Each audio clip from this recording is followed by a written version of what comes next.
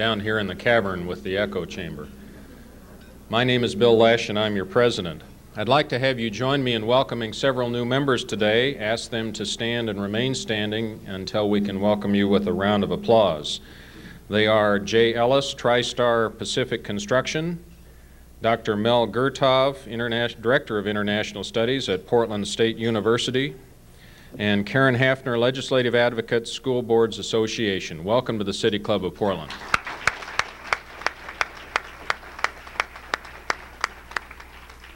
I'd like to thank Leticia Maldonado, who helped recruit Ms. Hafner, and for whoever recruited the other people, thank you as well. We have several important events next week. The most important in my own mind is on Thursday, March 22nd, here at the Benson Hotel in the Cristo Room. We will be having a joyous celebration to say goodbye to Nina Johnson. Not joyous in that we're saying goodbye to her, but to celebrate all of the gifts that she has given the City Club in her 5.5 years with us, and say thanks and give her some well wishes. So I hope that you will all try and attend between 5 and 6:30 here in the Cristo Room. I'd also like to take just a second to introduce Nancy Hedin, who as of a week from Monday will be the official and only executive director of the City Club. Fortunately, she has a couple of weeks of overlap here where she's learning all of our deep, dark secrets. Will you help me welcome Nancy Hedin?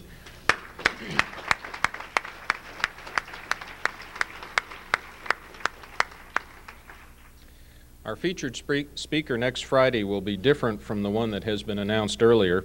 David Brewster, who was scheduled to speak, unfortunately was called out of the country, but we are very fortunate to have Robert Bailey, the General Director of the Portland Opera, as next Friday's program. He will discuss the Portland Opera in our Portland market. The following week, on Wednesday, March 28th, the first of 6 open forums on alcohol, drugs, and children will be held. The speaker will be Dr. John Schenkel, discussing the nature of addiction. This will take place from noon to 1:30 on the 26th floor of the U.S. Bancorp Tower, and the forum is jointly sponsored by 2 of our standing committees, Health and Human Services and Law and Public Safety, and I hope you will take the time to attend. 2 weeks from today at our regular Friday program, we will feature Thomas Bartlett, who is Chancellor of the State System of Higher Education. Dr. Bartlett will discuss and evaluate the different options being examined by the Governor's Commission on Higher Education in the Portland metropolitan area. The next 2 Friday programs will be back here in the Mayfair room of the Benson Hotel. Before I introduce our lead-off today, I would like to remind everyone of our question procedure. Questions are reserved for City Club members only. We do offer you 2 alternatives, a written alternative and a spoken alternative. There will be a microphone in the center of the room for those of you brave enough to stand and ask your question. For those of you who are shyer, there is a form on your table. After you've written your question, hold it up so the staff can bring it forward. And as I usually remind the group, questions at the City Club always end in a question mark. The problem of I'm going to have to quit using that. It's quit getting a laugh. That's terrible. The problem of homelessness has received a great deal of media attention and the attention of many politicians and others in the last few years. On the surface, providing housing and providing jobs seems to be the easy answers to a complex problem. And yet, we don't seem to be making any progress, and in fact, the numbers of homeless is growing. We're not sure exactly why, but we do have some folks here today who are indeed in depth in the issue of homelessness, have contributed their time and energies to trying to find some solutions, and they will be offering their views on this subject. To introduce our 2 speakers and also the topic is one person who has dedicated her life to helping others. Jean DeMaster is the Executive Director of Burnside Projects, which is one of the key organizations in Portland offering an array of programs to help the homeless to end that situation. Jean holds a master's degree in clinical psychology from the University of Minnesota. Her career began as the co-founder and co-director of Outside In Counseling Center. From there, she became the executive director of the Children's Club Child Care Center, which was serving low-income families. From there, to become co-founder and co-director of the Technical Assistance for Community Services Agency, which helps tax-exempt groups do a better job in delivering their services. After that, she became Energy Director of Portland Impact, an important organization that has helped get low-income energy programs to those who need that help. And not only that, but Jean has given her time on many boards and groups around Portland, and I'm pleased to say is a member of the City Club and of our program committee. She will introduce our topic, as I mentioned, and our two speakers. The topic is Ending Homelessness, Why Jobs and Housing Are Not Enough. Please help me welcome Jean DeMaster.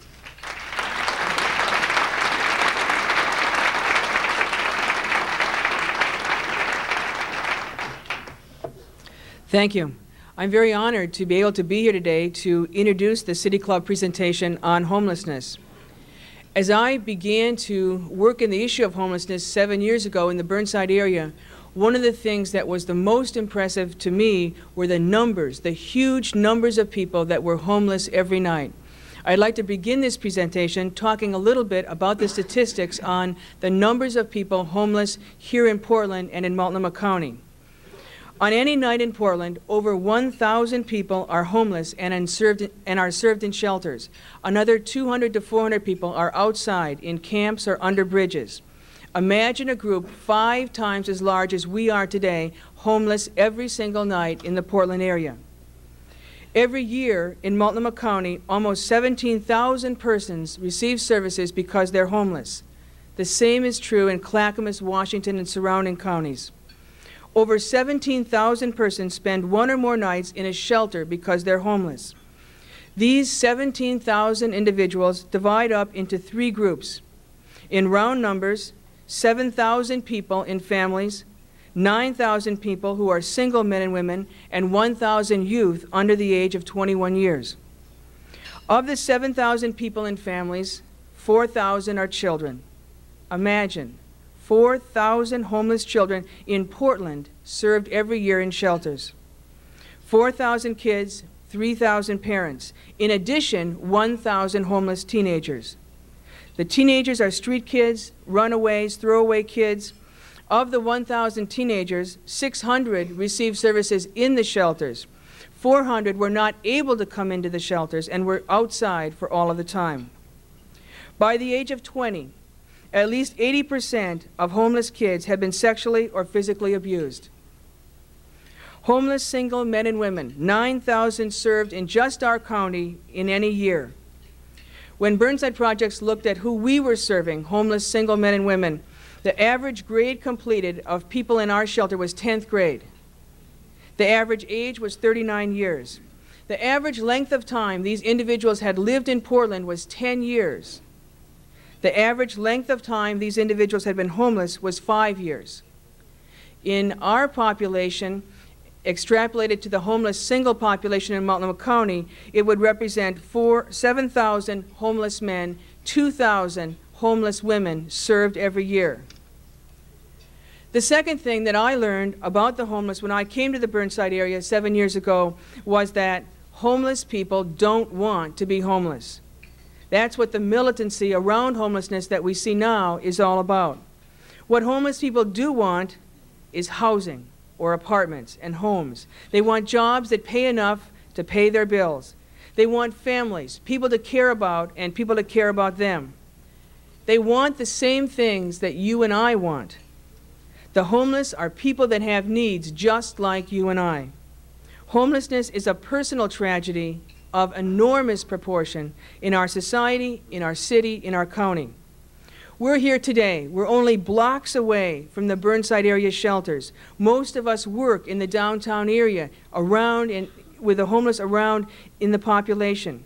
Within 10 miles of us are 40 shelters for victims of domestic and sexual violence, for families, and for single men and women. The question has to be raised, why are 17,000 people in Multnomah County homeless every year? There are 5 reasons. The first is alcohol and drug abuse. The second is lack of jobs or lack of job skills for the homeless. The third is mental illness. Fourth, domestic and sexual violence. And fifth, simply financial crisis or lack of affordable housing. Low wages, minimum wage jobs cause homelessness. The homeless include many working people who simply can't afford the cost of housing for themselves or for their families. The homeless, especially in the Burnside area, include alcoholics, drug addicts, mentally ill people. These individuals comprise 60% of the homeless. The problems which cause them to be homeless have to be resolved before they can escape from homelessness.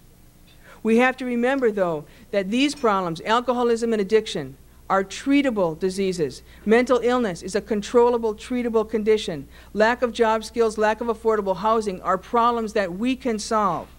Homelessness is a solvable problem. I would like to call your attention to the City Club report that's in your bulletin, produced by the Human Services Standing Committee. The report talks about Mayor Clark's 12-point plan for the homeless. We would like to commend the city for developing a plan to assist homeless people and for laying a foundation, and for doing so 4 or 5 years before other solutions were available on homelessness. The figures that I talked about today in my remarks came from the Housing Authority. Pamphlets are available in the back that look like this for any of you that like to pick them up, and the Housing Authority assures us that any of you who call can get a full set of documents that look like this by calling the Housing Authority. My last comment on homelessness before I introduce the speakers is to say that homelessness is a complex problem. If the homeless could have resolved their problems, they would have. If families could have escaped going to shelters, they would have stayed in their own homes. Homeless individuals don't want to be cold, hungry, and in fear all of the time. Today, however, we will only scratch the surface of how to resolve homelessness. The 12-point plan did not solve homelessness. Everyone, especially the homeless in our shelters, wish that it did. But the 12-point plan was a vision, a blueprint, and not a solution.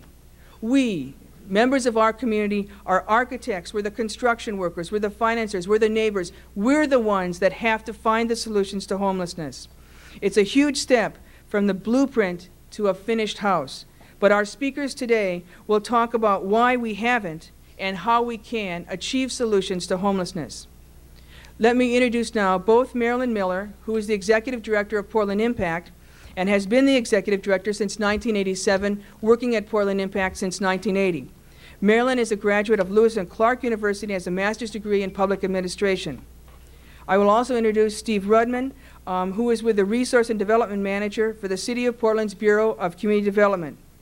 Steve came to the Bureau of Community Development with 5 years of experience from Southeast Uplift Neighborhood Program. He also has a master's degree from Claremont Graduate School in Public Policy Studies. Marilyn will speak first, and then Steve.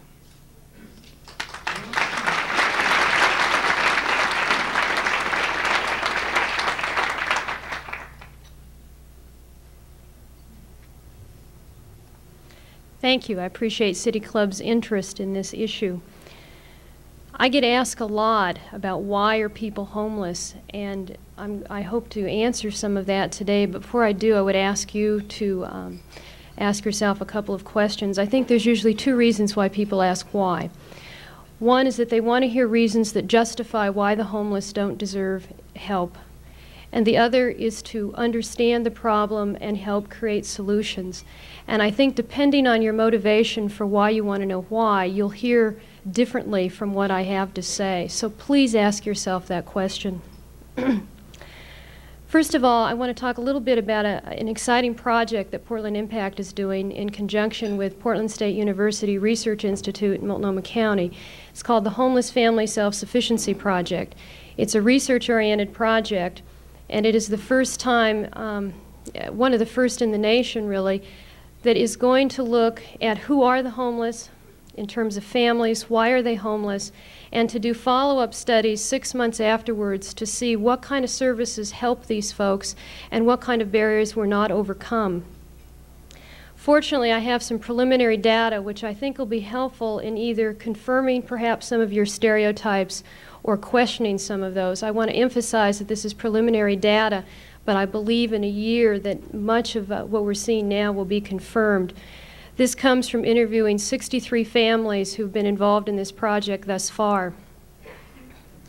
Of those 63, 52% are families with children, 43% are couples without children living with them, and 5% are pregnant women. 1/2 of the families we saw were homeless a month or less when they came to Portland Impact for services. The average age of the adult of those families is 30. The majority of clients have finished high school or GED, and 24% of these clients have had at least 1 year of college. The last home for 69% of these families was their own residence. Of that residence, 11%, and I emphasize only 11%, were in subsidized housing. The 4 top reasons for people leaving their last home were: 1, they were unable to afford the rent, they were evicted, they didn't get along with others, the house was sold, or they left the relationship. And I want to talk a little bit about leaving relationship. We have continually seen an increase in victims of domestic violence with children coming to our program, and those women have been faced with the decision to continue a battering situation and put their children in a battering situation or become homeless. And I think that's a very depressing scenario to say those are the only 2 choices we have to offer for domestic violence victims. For 63% of the families, employment, not public assistance, but employment was the main source of income in the last year. Only 22% were on welfare. 82% of our families were in debt. 33% say that debt was caused by medical expenses. Of the 63 families we interviewed, that represented 53 children who were under the age of 18. 53% of those children were under the age of 5. Of those children who were eligible to attend school, 87% were attending. And lastly, 52% of our families have been victims of some sort of crime. I think what's been hard for me, because my program concentrates on homeless families, is that people still think of the homeless as an adult problem and a personal decision by an adult. And yet if you come to my program, the majority of people we serve are children, and as this study shows, most of them under the age of 5. One of the things that the study hoped to show was what kind of services do we need. We're clear, as mentioned earlier, that jobs and housing are not the only solution, that there has to be other service packages. What we're discovering and hoping to prove is that you need a continuum that would include assessing a family, including for drug and alcohol addiction. We continue to see an increase in that, unfortunately. That you need case management, someone who's an advocate for this family who can help them access the services they need. That you need emergency shelter and transitional housing, particularly the transitional housing. It's a great need in this county. You need drug and alcohol treatment, which is still not available for people who are poor. You need access to permanent housing, and you need job placement and training. A few months ago, I talked to our case managers, and I said, help me, give me a scenario of who's homeless. I mean, it's so all-encompassing. Who are these people? How does it break down? What they said to me was about 20% of the families we see are what you sometimes hear people projecting out because they don't want you to give up on the homeless, are those families who are employed. We do have employed people who are homeless. They are people who are skilled. They are people who don't have a lot of family problems, who with very limited intervention can get back on their feet and out the door. That's about 20% of who we see. 60% of our families suffer from a complexity of problems ranging from domestic violence to drug and alcohol addiction, family dysfunction, who need a variety of interventions and a more intensive intervention to assist them to get out of homelessness. And the last 20% are very, very, very damaged families.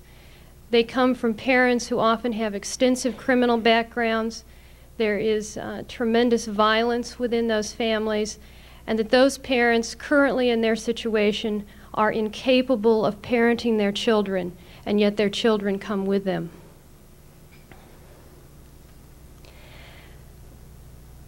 The question is, what are the answers? And of course, as a provider who spends a lot of time hustling and begging and coercing for funds, I don't want to downplay funds.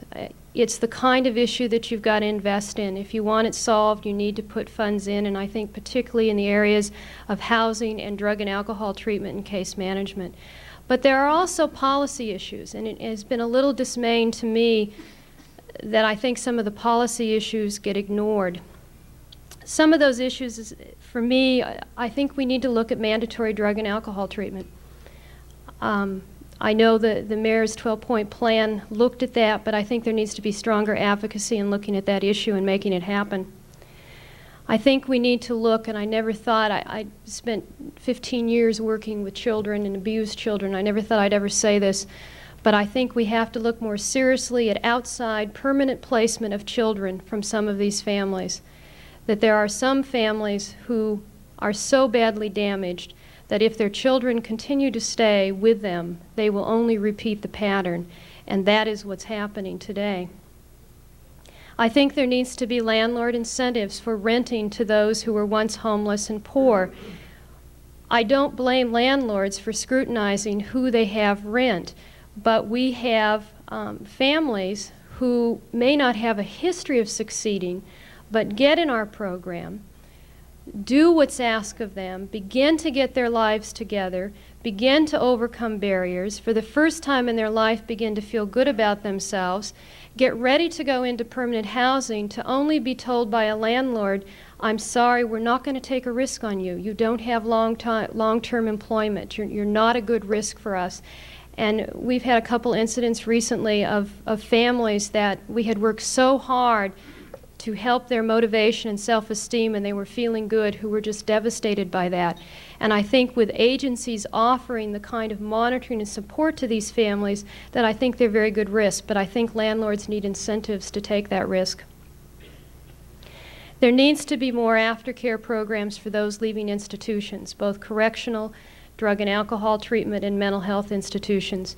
We see a fair number of families who particularly come from the correctional institution with no plan of aftercare, and so they find themselves on the streets with their families. And lastly, I think we have to look at free medical care. It is appalling to me the number of pregnant women, the number of young children that come into our shelter that are in need of medical care who have not received it, who will physically and mentally be damaged by the lack of that early medical care. As I mentioned earlier in our preliminary study, medical expenses are one of the things that get our families down in debt and get them so deep that they end up back on the streets. The next question I think is, well, what can I do? And I don't think there's anybody in the community who can't do something. And it can be as extensive as writing a check, and I can give you my address if you'd like, to next time you go to the store and you buy a tube of toothpaste for your family, buy two.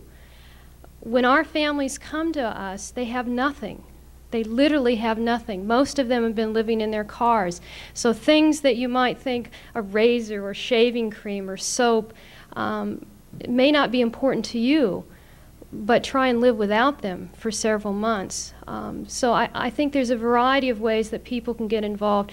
I think we've got to continually ask politicians, is this country in the business of rebuilding lives or destroying lives? I always kid around and say, just give me one B-2 bomber. That's all I need to cash it in, and I would have the funds to resolve a number of issues for some of our homeless families.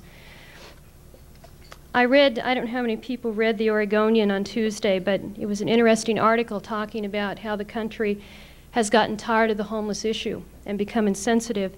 And I wanted to read a quote of one of the people in that. I think it's a real shame that there are too many homeless. At the same time, I feel they're all over. You can't go anywhere without seeing the homeless. You lose your sensitivity to them. I don't believe Portland's lost its sensitivity. I do believe it currently lacks the leadership to pull together a comprehensive approach to solve the problem of homelessness. But we cannot give up. I have children sitting in the day shelter today who are there because their parents gave up. And if you give up on their parents, then there will only be an increase in the generation of people who don't care about themselves, who don't care about you and I, and who will be lost forever. Thank you.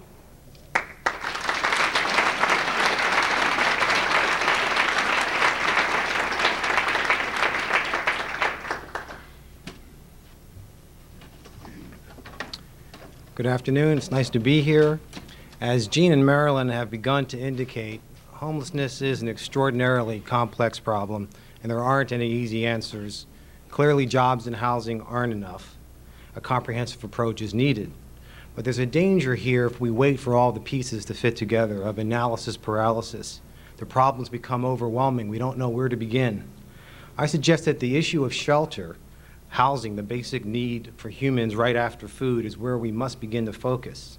As you probably know, over the last decade, housing conditions for the poor, both those homeless and those housed, have worsened dramatically and promise to do so in the near future. It's a national tragedy. Nationally, 2 to 3 million Americans are homeless right now. Half are families, a third are kids under 12. Almost 70% of low-income households in America, it's about 20 million, pay more than half of their income just to keep a roof on their head. How did this happen? Well, to put things in perspective, during the Reagan era, federal housing assistance for low-income Americans shouldered the most severe cutbacks of any domestic program, an 80% reduction from $33 billion to about $8 billion. Today, only about 25% of all Americans who are low income receive any housing subsidy at all. That's the lowest of any industrialized nation in the world. But that doesn't mean that most Americans aren't subsidized. In fact, I bet most of the people in this room receive a federal housing subsidy. Am I right? How many of us are homeowners? Most of us. We make up part of the $46.5 billion the Internal Revenue Service won't collect from owners deducting mortgage interest payments from our first and our second homes from their incomes. If you add on property tax write-offs and capital gain rollovers and other kinds of incentives, there's $80 billion in federal tax expenditures benefiting middle and upper income people. Now, I'm not saying we don't work hard and are deserving, but if you compare that to $1.8 billion in direct outlays in next year's budget for public housing operating subsidies and only $150 million for homeless programs. And this problem hasn't escaped Portland either. The Housing Authority study shows that we have thousands of homeless households, and 2/3 of the low-income households in this community do not receive any assistance for housing. It's very troubling that there are about 10,000 low-income households in Portland that pay over 70% of their incomes for housing. They're this close to becoming homeless, but for an illness, without health insurance, a layoff, difficulty to pay security deposits, first and last month's rent. My point is that the dynamics of the housing market are squeezing more and more frightened families and individuals out of their homes, and it's a major reason for homelessness. So how do we deal with this? Clearly, the 12-point plan and more recently the Housing Authority framework recognize the need for a continuum: emergency shelters, transitional housing, permanent housing, linked to case management and services. And next week, the Housing Authority will come out with part 2 of their study, estimating costs it will take to house our citizens and suggesting a plan of action. It's going to be expensive, but it's also very important, because the media and the government focus mostly on the crisis of emergency shelters, the visibly homeless people. Less attention has been devoted to ensure that we have an adequate supply of permanent affordable housing for individuals and families once they leave a shelter, or prevent them from ever having to be in a shelter. This is a major policy issue facing every city. Creative local solutions and new affordable housing production systems are being explored at localities across the country. One key to solving the affordable housing problem common to all cities seems to rest with the grassroots. Not-for-profit housing development organizations are helping to build low-income housing for people and rebuild neighborhoods where the federal government and/or the private sector have ignored or abandoned. By combining a social concern with hard-nosed business skills across the country, 2,500 nonprofit development groups are the engines that are making projects work in low-income communities. About 125,000 units have been produced. Some are community development corporations which serve a specific geographic area and develop housing as part of a comprehensive strategy to revitalize neighborhoods. They are very resourceful by leveraging money from wherever they can get it, public and private sectors, and draw extensively on volunteer labor, donations of materials, and money to reduce construction costs. In Portland, we have an emerging group of dedicated and creative nonprofit housing developers who are beginning to play a significant role. There's a brochure in the back room, if you pick it up, called the Portland Rehab Network. And while these groups differ in scale and scope, they all have the common goal of providing decent rental and entry-level home ownership opportunities for lower-income residents in ways that help establish a new sense of identity and neighborhood pride. The other key throughout the country has been public-private partnerships. Dozens of successful partnerships have been forged across the country, combinations of state and government funds, churches, foundations, banks, the real estate industry, investors who are socially responsible, working with community development groups to try to help fill the federal vacuum. There's two major functions. One, of course, is resources, to try to find efficient ways of pooling and packaging debt and equity finance, as well as grants to help community developers produce affordable housing and related services. The second is technical assistance to increase the capacity of neighborhood groups. With training and qualified assistance, plus the commitment of these groups, community organizations can grow into sophisticated and competent developers. In Portland, a very encouraging sign is occurring. The Oregon Community Foundation is currently sponsoring discussions with lending institutions, local corporations, the City of Portland, the Portland Development Commission, and a major national charitable foundation about creating a citywide neighborhood partnership fund to support and strengthen community-based housing and related development activities in lower-income areas of our city. The foundation hopes in the next few months to make an announcement about this exciting new venture. The timing is critical. Portland, as we know, is becoming a big city with urban problems, and we're growing quickly. Our depressed real estate market on the east side for the past decade has been picking up in leaps and bounds in many neighborhoods. This is, of course, more bad news for poor people. Our vacancy rate is now less than 3%, and rents have increased approximately 25% in the last 3 years. We've only begun to scratch the surface with solutions, but we have great potential here. Portland can be a model for the rest of the country. National experts after expert come to the city and say, this community recognizes it has a problem, and that problem is still manageable. If we do something now, we can avoid the urban blight and despair of many older cities. I know that only too well growing up in Philadelphia and working there and then working in Washington, D.C. before moving to Portland in 1978. One of the reasons I moved here is because of the history this community has of learning from mistakes of others. If we approach this issue the same way we did the environment, land use, and parks, and draw upon that experience, we might be able to house our citizens and revitalize our neighborhoods. Well, if we're going to do this on a large scale, a renewed federal presence is needed. But even if that presence does come back, it needs to build upon these partnerships at the local level that can galvanize support and mobilize resources. What we also need is sensible community-based housing strategies, plans that are geared to specific populations, to income categories, and that fit in and are sensitive to the geographic neighborhood's needs and priorities. This is where the not-in-my-backyard syndrome comes from. I worked in Portland's neighborhoods for the last 5 years before I joined the city, and I've seen a lot of the NIMBY syndrome. But I've also seen times when neighbors and blocks understand and even welcome what we're calling social housing efforts of nonprofits to house people with needs. Because oftentimes they're rehabbing houses that are in disrepair and beginning to stabilize the neighborhood. But we do need a social contract where each neighborhood understands it has a role to play to support and accept their fair share of citizens who are less fortunate or who have special needs. Finally, we must recognize that housing is only a means and not an end in itself. It is a necessary but not sufficient ingredient for neighborhood redevelopment. We need the link to social services, and in a neighborhood setting, we definitely need to figure out the relationship to crime prevention strategies, to job training, to child care. But decent housing is the starting point. It does build pride and new confidence in distressed areas. Our community needs leadership, determination, and a common agenda to unify us. A 12-point plan and now the Housing Authority plan are great beginnings and go a long way. But government alone can't and will not provide the answers. The challenge to us as individuals, corporations, and institutions is to find new ways to get involved and become part of a community-wide effort. We need moral, volunteer, and financial support. You can get involved personally. A good place to start might be testifying with your ideas at a public hearing on sweat equity and other community-based approaches to solving homelessness, set for April 2nd from 7 to 10 p.m. at the Portland Building.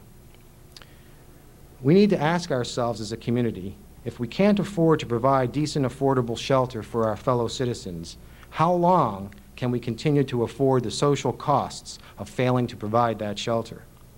We need bold images for how our city can be. The challenge is real and daunting, but if any city in the country can become a decent place to live, work, and raise families for all of its citizens, it is Portland, Oregon. Thank you.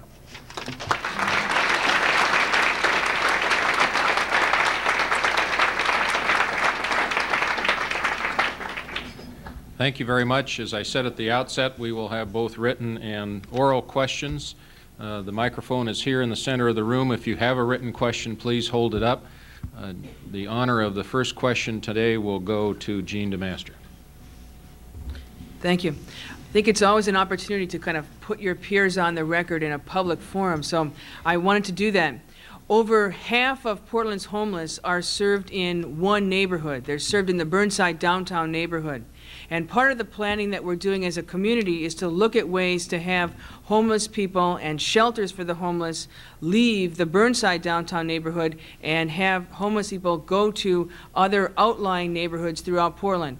And both Marilyn and Steve have background in neighborhood development. I wanted to ask both how the neighborhoods will accept programs for homeless families, and then how they'll accept programs for homeless teenagers and homeless single men and women.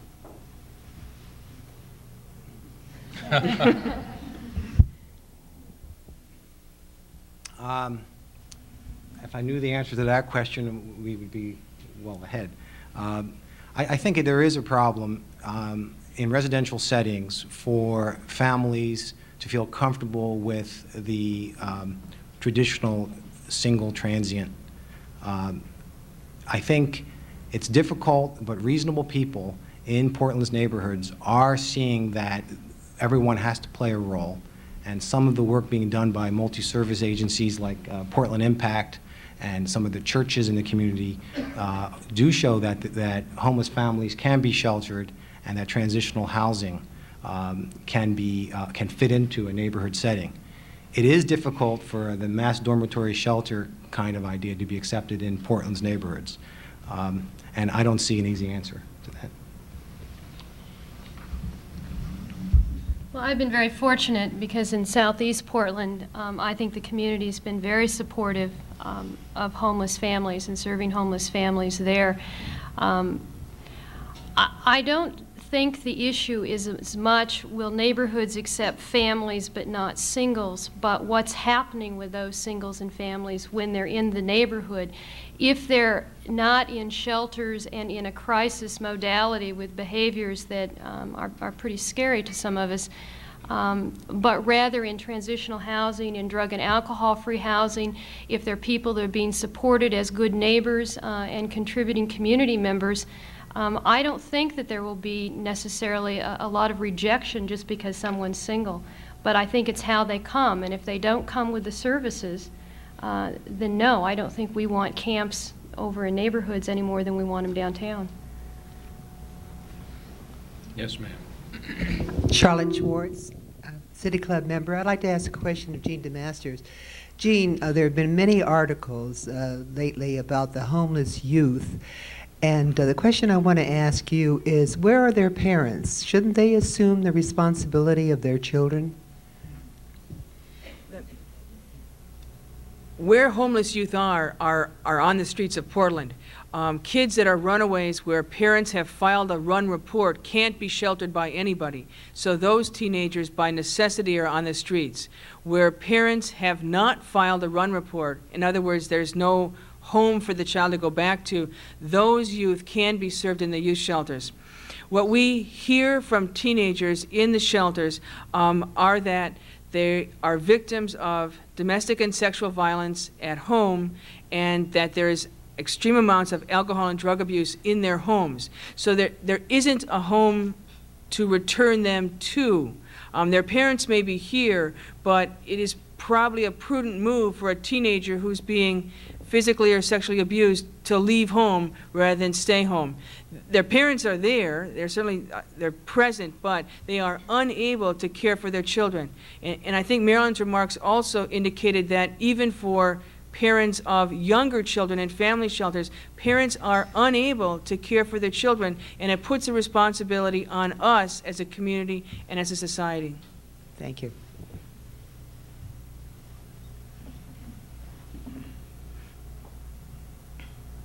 Nancy Stevens, member. I'm a former Portlander. I now live out in Yamhill County, where we have 1% affordable housing for low income. And 50%, more than 50% of our people are living below the poverty level out there. In the last week, I've read some of the articles that you mentioned in the Oregonian, and I've seen that this problem isn't just a local one in Portland. I would like to see our state and a whole group from the state get together and have a conference to let our congressmen and the rest of the nation know the urgency of this matter, and then not 1,000 lights or anything like that can possibly, with all your various agencies and ours, help the need. It has to be more than that, and it must be national. Is there such a possibility of a conference? Well, there was a governor's housing conference this week, but that didn't solve the problem. I think your point is well taken about the role that states can play and state housing agencies. It seems clear to many of us in this field that housing is an issue, affordable housing as well as housing in general in many parts of the state with the influx of people moving in, and the state needs to play an active role. The last legislative session, there was some very interesting legislation that begins to put the state in as an active player. Just for instance, there is now a new lender's tax credit program, a state income tax program for lending institutions who provide below market rate finance to nonprofit and public agencies to provide affordable housing. So it could interest the banks and savings and loans to put their money in packages that produced housing. But there needs to be more. There needs to be more resources, and many states around the country have been very creative with housing trust funds, which are dedicated revenues, various kinds of funds that can not only produce housing but also help people in temporary crisis to prevent them from becoming homeless. Can I also say that the homeless themselves have national coalitions, and last October 100,000 homeless people went to Washington, D.C. to ask for $32 million to be put back into Housing and Urban Development's budget, which has been cut on a yearly basis. I think also here, whether it's the primary elections or the general elections, that we need to ask everybody running for office, and the debate here will be a time for doing that. What is their policy? What is their stance on solving homelessness? And we need to require that candidates answer those questions and have acceptable solutions to homelessness so this doesn't go on. Our state is considering cutting the state homeless assistance programs. That shouldn't be allowed. And one final comment, I might add that political people respond mostly to you. So if you're interested in that, be sure that you've written and or called. Yes? Paul Parker, City Club member. My question concerns shelters. There are two perhaps basic theories about the role of the shelter. One is that it is a mecca for homeless people. It draws them and they stay. The other is that it's the starting point on the continuum of care to begin to help people from homelessness to independence. Could you please comment on those two theories?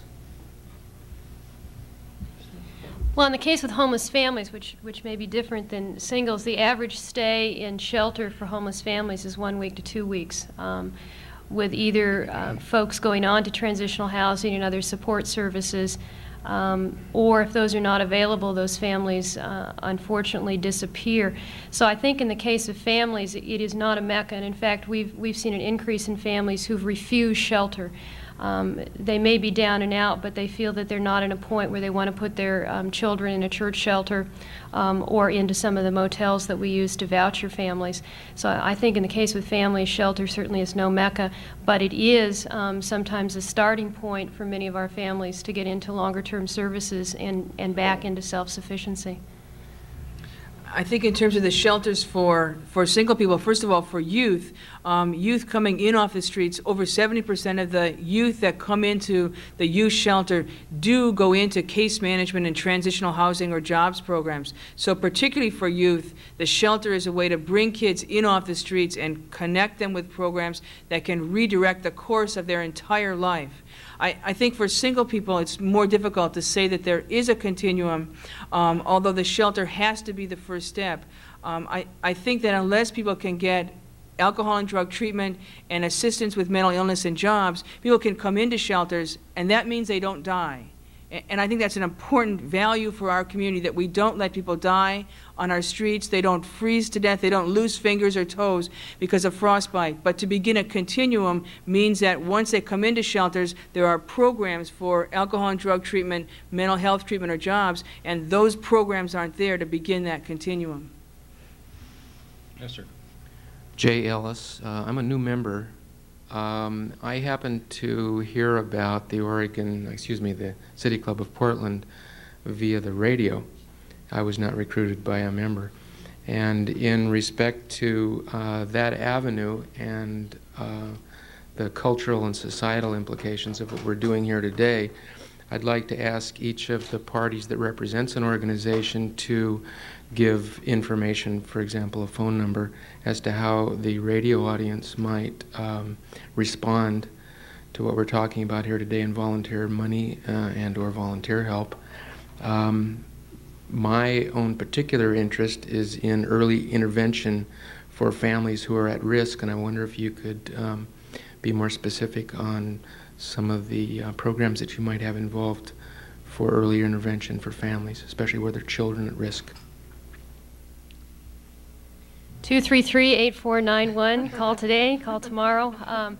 There are 7 multi-service centers who work with homeless families in the area, so that is our number in Southeast. But if you call that number, but you want to get involved in a service center in your area, we can also give you the name and number of that facility.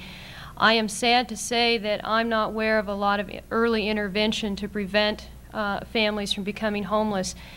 Portland Impact 20 years ago was known as PACT, and we did a lot of that. We worked primarily with low-income people while they were still in their homes, and you didn't even hear of homeless families back then.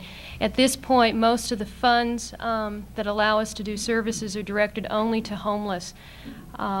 So I'm not really aware, unfortunately, of programs that work with families prior to their becoming homeless. There is one rent assistance program that's very short term, but unfortunately we ask families to get in dire crisis before we offer help. I also am not aware of very many programs, though at the Governor's Housing Conference a few interesting ideas were suggested. Several states have instituted loan programs with the courts for people. These are people who primarily have temporary financial crises, where if you can get access to some money to deal with a temporary problem, you can stay in your house. And of course, if you're able to keep someone in a house with a temporary loan, it's going to be much cheaper for the state in the long term than having that family become homeless. There's a lot of programs that states and localities have instituted around the country. In this area, we are just beginning to scratch the surface. I think in terms of services for homeless teenagers, probably the best way to connect with that network is through Project Luck, the Tri-County Youth Consortium, and they can be reached at 274-8558. For single people, there are, and for families, there's a coalition of homeless families, there's coalition for single people, and probably access is best made through the Metropolitan Community Action Agency, and their number is 295-6790. That's the commercial part of our program. Mary McCarthy, member. This question is for Jean or Marilyn. You spoke about mandatory drug and alcohol treatment. And I'm wondering if you could say some things about the state of the funding for drug and alcohol programs, and also how can you hook up the treatment with the benefits that you provide for people so that they will follow through on drug and alcohol treatment, because it is such a serious problem in the population that you're dealing with. Well, we actually have just started an exciting supplement to our project that's going to provide drug and alcohol support services. What we've discovered is that most of our families cannot get into treatment without an extensive waiting period. And anyone who's been in the drug and alcohol field knows that it's key when someone recognizes they have a problem, you need to act now, and they need to be able to access treatment right away. It's simply not there. The funds aren't there. And I don't know of any hopeful signs down the road to increase those funds. However, the project we've instituted is actually to do everything but treatment in hopes of supporting these families until they can actually survive their 3 to 6 month wait before they go into a treatment program. So there's a couple of things. We're doing drug and alcohol assessment on all families that come in our project. Secondly, we're working with families to get into support groups like AA, NA, Alcoa, basically to get them hooked into a peer support network so that they can get some support for staying clean. We'll also work with those folks while they're in treatment and with their families and when they leave treatment. And we also have, in conjunction with Reach Development Corporation and Xerox Corporation, have our first drug and alcohol-free transitional housing, and I think we'll begin to do more and more of drug and alcohol-free transition. I know there's two theories in the field of you can't force people to get clean. However, I'm at a point where I've seen too many children affected by serious, serious crack addiction. I mean, parents who, there's no way they can utilize our services to their benefit, that I firmly believe that we need to mandate treatment, and if that's not possible, then those children need to be put in a family where they can count on safety and security. I believe in family reunification. But I think in some cases people are so damaged that they don't have the right, frankly, to choose to continue to be addicted and have children. Let me just say briefly that we would support mandatory alcohol and drug treatment and actually ask for involuntary commitment for alcoholism and drug addiction for people within the homeless population who can't solve that problem themselves. I think we should recognize that most of the alcohol and drug treatment for homeless people and indigent people is coordinated through the Multnomah County Department of Social Services, who does, I think, a wonderful job of getting all the available dollars out into the community. The problem is there aren't enough available dollars. For some services, there are enough slots for everyone to get service, but in other areas, like for women with children, for people in families, there just isn't any treatment available, or there's very little treatment available. And again, it comes down to legislative priorities. For us to deal with alcohol and drug addiction, we serve at Burnside Projects over 200 people every night now, and we now have started having 2 shelters. One of our shelters for homeless people you can't come into if you're under the influence of alcohol and drugs. You have to be clean. And still, last night we had 107 people in that shelter. The other shelter we ensure just plain safety, and we had 130 people in that shelter. But we provide all our services in the first shelter, where you have to be alcohol and drug free, and only minimal services, a cot and a restroom, in the other shelter to try and discourage people from using alcohol and drugs. Yes, sir. Rod Stevens, member. I understand that the Henry Street SRO project, which is a low-income project, has been in planning for about 6 months or a year, and that there are corporate tax credits for sale on this that local corporations could pick up. This project's been around for about 6 or 12 months, and the tax credits are still for sale. These things could be sold nationally, but I'm curious why a local company hasn't bought these yet, or what's needed to attract a local corporation to invest in low-income housing. These are credits that are very profitable to local corporations. I'm curious of the same question. It is an attractive financial investment as opposed to charity. Federal low-income housing tax credits, particularly to corporations, and the speaker is correct that they are for sale, and the Portland Development Commission and Central City Concern are trying to market them locally. With limited degrees of success across the country. In terms of equity finance for low-income housing production, the federal low-income housing tax credit is the major tool used.